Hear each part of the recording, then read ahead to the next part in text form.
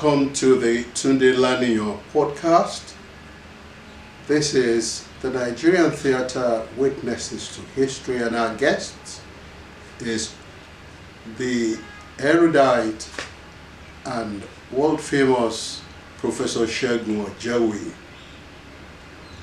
What prompted his relocation to the United States of America?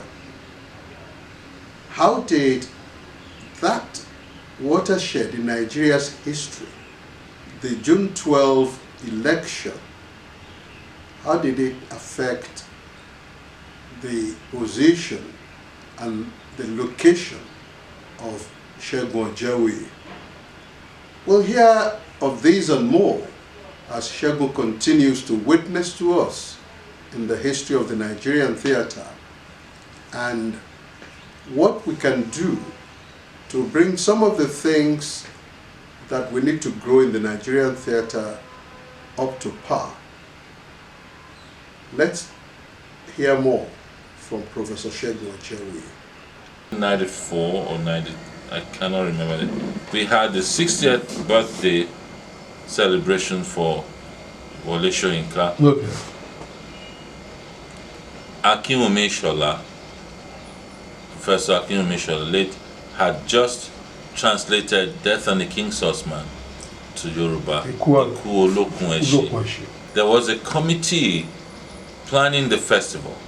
The chair of that committee was Chief Bola Ige. It also had Femi Oshofsan, Professor Oshofsan, and Yemi Ogunbiyi, Odia Ofeimu, and some other, associates of Soyinka, business people, professionals. And in short, I was invited to direct the festival production. So they had the debate on which one to. They decided to use the Akinwumi Shola's Yoruba version as the festival production. And I was invited to direct it. For me, it was a major affirmation because, I told myself I had persuaded them through my work or somehow I was competent enough in my Yoruba culture to handle that. Yeah. I called it not a translation, I called it a retrieval. Back to where it came from. Yeah. Yes. And you remember what I told you about the Yoruba language in the play that I immediately saw? Yes. It's also fascinating. Death and the King's Horseman. Yes. So I went, and I then went to the Ife. The company there with Kola Ojewuyi, Peter Fatomilola, Laide Adewale, Ojetunji, Ojeyemi, that core, because their facility with the English language and Yoruba was excellent, because they came from, so that formed the core of that performance, of that production. Ayo Oluwasanmi was Joseph. So that was another signature production. So I immediately, and I have to state this way, it made me the only director who had directed the play in both languages. Yeah, Yoruba and English. And that was the last production. Was that the only time you directed the Yoruba? That's the only time. I'm still looking forward to, a second go at it, and it will be something else. I directed Death and the King's Horseman in the U.S. in St. Louis at the Black Repertory Theater, and people were always like, this play, they will read it and enjoy it, and they will feel the impulse to stage it, but they'll be afraid because the competency, with the culture and the language was always. So the artistic director of the theater and its board were like, I hope people will understand this, and we love parts of it, but we don't worry, I'll do my best. But when it came, I still have the reviews, one of the best reviews I've ever. It said, Ojewuyi stages a hurricane. A hurricane? That was awesome. Awesome, and it was a clear understanding of the play itself. And Soyinka has seen 3 productions of mine of that, interpretation of the play. Of mine, and every time he kind of just loved it. So that's the Ikolo Convention was the last production before I moved to the US. And at that point, that's another story. The country was going through the Abiola, Abacha, phase. June 12. June 12. And Nadeko. I was working for the information service, so I became a target.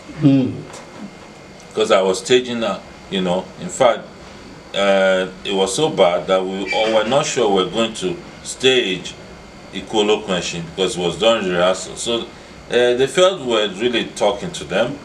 They felt, I was also writing in the Vanguard and the Guardian at the time. So they put together, I became a target.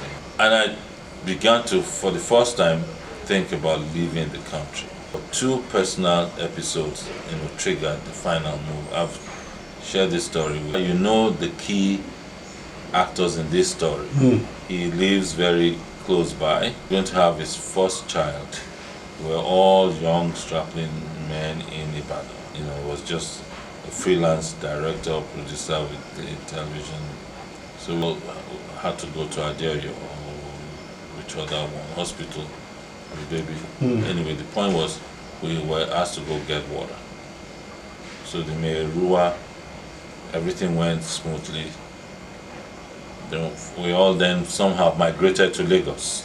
We're professionals now. And one night, another friend of that small group, his wife was having a baby at Ainke. Oh, in Lagos? In Lagos. So, to go and all of that, was afraid because, first year we didn't. And then we were asked to go fetch water. In Lagos too? This was 10 years after. Wow. So I told myself, we had not even developed. We were not on the same floor. We had regressed 10 years. That was another touch of perhaps this. And then there was one thing that tipped it. I was well paid at the embassy, very well paid. I had my first child and my second was on the way. I took money, at that time, it was a lot of money, close to $1 million. I called a friend who worked at IMB. Said I wanted to invest because I was thinking of my children. He said I should wait for him. That when he closed that work, he would join me, we'll go somewhere and we'll talk. So we did that. In the bottom line, what he said to me, he asked me one question. What economy was Nigeria built on? Nigerian economy, what was the foundation, the core? I said, well, oil. He said, yes, that's what everybody, will say, and it's the only one. He said, but the oil itself is not an industry. It doesn't manufacture anything. So it doesn't, actually generate wealth. It doesn't. He said that we are only drilling, which just like we are the laborers who would dig it and give it to them. And then we would buy it back. He said, so there's no economy. Oh. I said, He said, we don't make anything. We don't make cars. We don't provide our own electricity. We don't, He just broke it down. I said, why are you doing this? He said, because you're my friend. So let me tell you the side of the bank. I will take your money. I will be well paid for bringing this money to the system. We would pay you some dividend in a few months or something and all of that. But we will be paying you that dividend from someone else's money. Because there's no productivity so anywhere. we're merely recycling.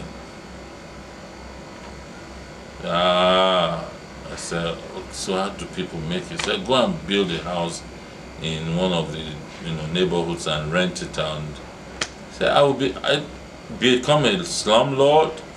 So those episodes informed me that it was time to get out. And so I went back to something I mentioned earlier, to Olarotimi and Carol Dawes.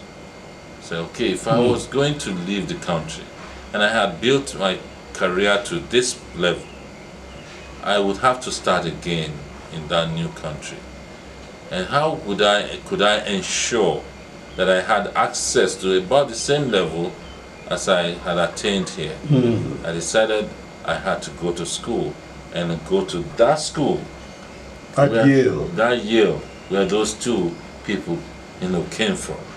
And that's what I did. It was the only place I applied 4, and I was invited to come over for the audition interview. They sent scripts. You got there. They had actors waiting for you, and they sat in the back of the hall and gave you 2 hours while they observed. And then you got a break. They dismissed the actors, and they took you through another hour of discussion, conversation over dramatic literature, theater, everything. There's more to brag about, but I will just leave that. Wow. So Yale, jewel Yes. of theater, because they've had so many people impacting Yes. theater arts over decades. Who was your motivation aside in the place that you somehow thought, I want to be like this, I want to beat? You ask the questions, and then you open up this well of stories. I mentioned earlier that I got an international visitors grant from the US that took me to the US for 6 weeks. Yeah. And that we met, it was a group of theater directors from 10 countries, but the others were from Europe and then Israel, on that trip, one director who had just won an Obie or something, or Tony, was one we met, was a female. And there's a playwright now, female playwright, Susan Laurie Parks. Yeah. That was her first outing, that big. She's very big now. And so the two of them, she is the playwright, an African American, and the director, a white American, both female. It was unusual. So they were two of the people we met. Then with the two of them, I went on lunch, as a special, and we got talking, we got, close. So that was it. I came back. I went for the interview. I went to the school. I got into the classroom. Classes continued about 3 weeks or 4 weeks or maybe even longer. I was now rifling through the few pictures that I took from home, from Nigeria with me, and I saw this picture. And there was my professor with me. It was the woman I had met there. Ooh. Was now my professor. Because Yale does not employ theorists. You must be professionals with some measurable credit. They are like Broadway and the big regional theaters with awards, and so that's a conservatory. That's the might there. She became a model for me, just like Carol does. The other person was Ben Mordecai. He was the one teaching theater management. Right. But his major credit was, I say was because he's dead now, was a Broadway producer. He was. August Wilson, a playwright, who's like their Shakespeare there, or showing card there, is also dead. He produced all of the plays from August Wilson on Broadway, and all of August Wilson's plays went to Broadway. He was that successful, that big, that mighty. So Ben Mordecai was the other inspiration for me, a director and a producer. I was like, okay, this is the place. And Yale was incredible. The third person is just also died recently, Min-Cho Lee, Chinese American scenic designer. If you mention Min-Cho Lee's name in America, in the theater world, people stopped and bowed. That's like, we used to have these 6 hours on Saturdays in the design class with all the design students and the directors together. So in those three, I just fed and fed and fed and fed. Those were some of the things we learned from diploma in Ibadan, that you were supposed to have meetings with all the various departments of a production, which mostly now are not being followed. They're not followed.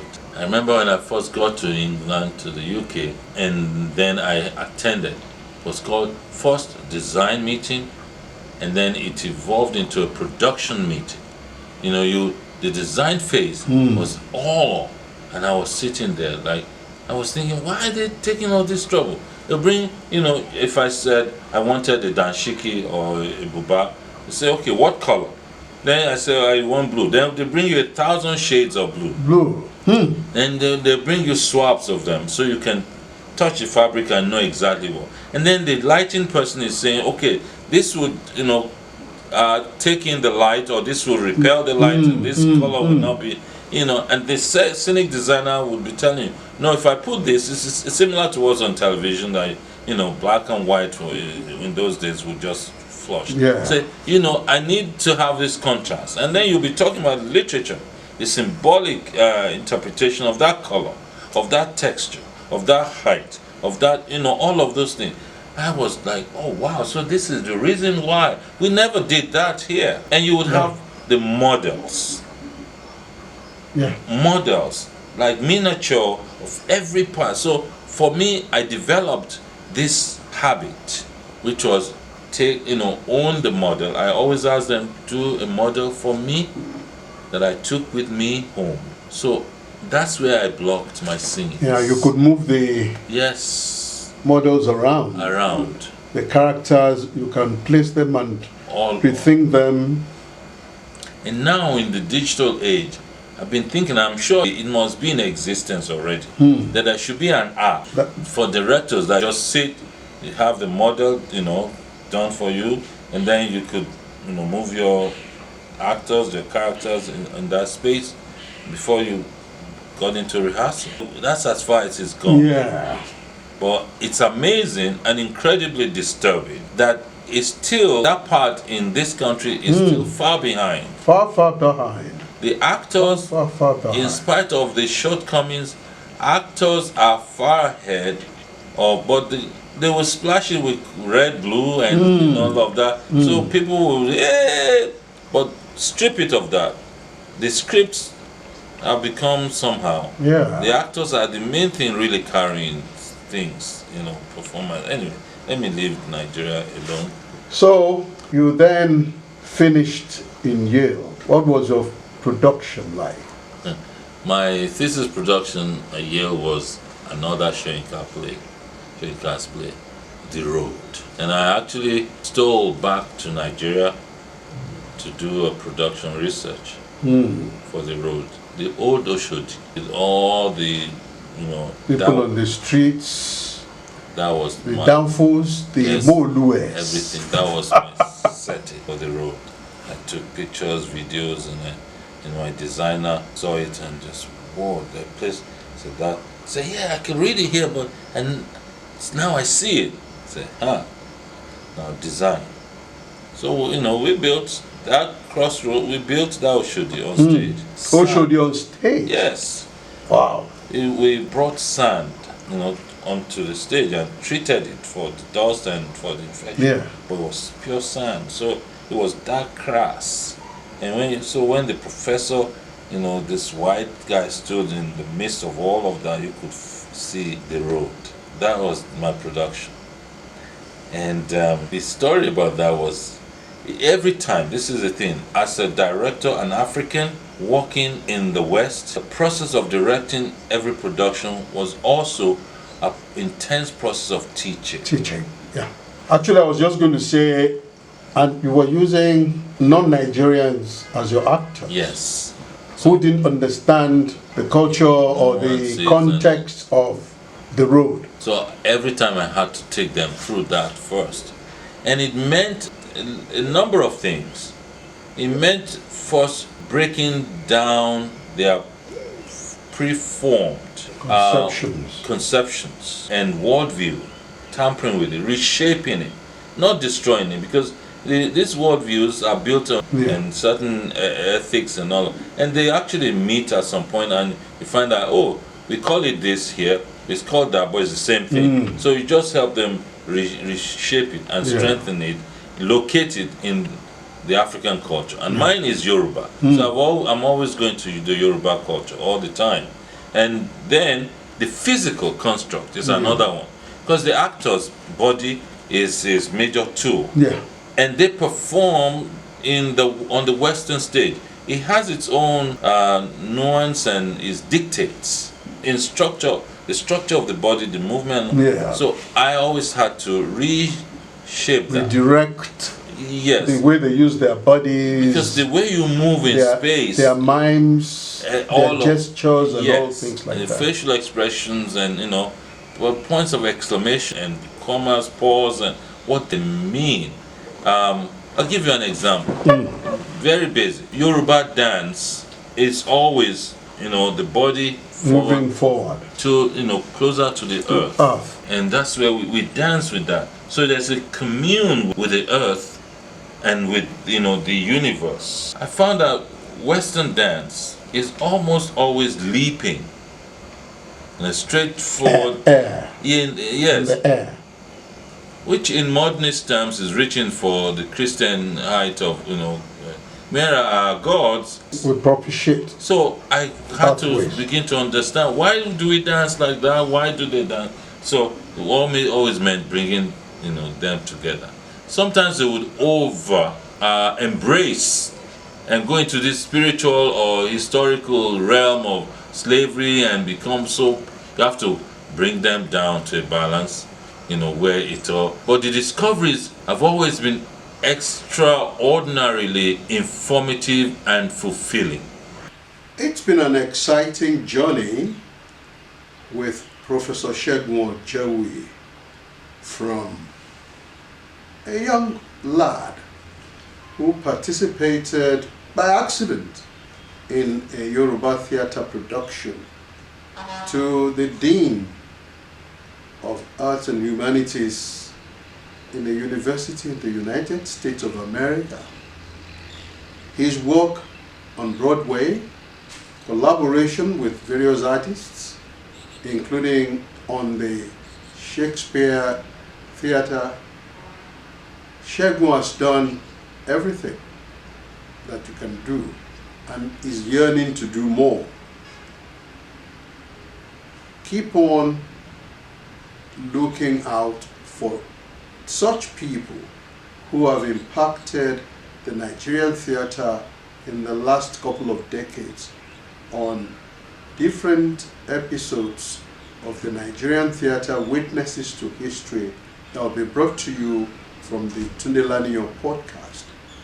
We also look forward to bringing to you such people that Segun mentioned during his interview.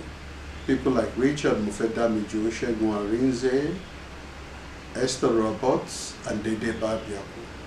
Until we come back with another personality next episode, who is in fact a multi-talented, multifaceted artist, is not only participated in various aspects of theatre, he was in fact one of those who participated in the Festac 77 as part of the Nigerian contingent. Now is a world-acclaimed artist.